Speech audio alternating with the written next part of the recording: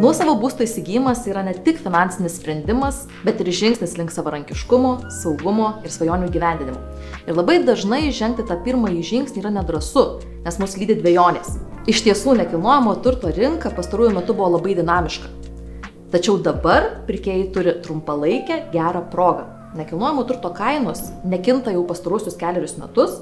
Vystytojai vis dar siūlo papildomas naudas pirkėjams, skatindami pardavimus ir gerėja finansavimo sąlygos. Prognozuojama, jog Europos centrinis bankas palūkanas ims mažinti jau šių metų viduryje ir 2025 metus mes pasitiksime turėdami 3 procentų ribą. Vadinasi, mažėjantis Euriboras leis didesniam kiekiui žmonių pasiskolinti ir įsigyti savo būstą. Tai lemia didėjančią paklausą. Be to, kalbant apie paklausą, reikia nepamiršti, jog Vilnius yra augantis miestas. Į Vilnių per pastaruosius 2 metus atvyko 27 000 gyventojų. Paradoksalu, jog būtent šiuos 2 metus sandorių kiekis yra ženkliai sumažėjęs. Vadinasi, būsto poreikis yra labai didelis ir laukiančiųjų pirkti yra išties daug. Kaip iš ekonomikos pamokų žinome, su augančia paklausa auga ir kainos.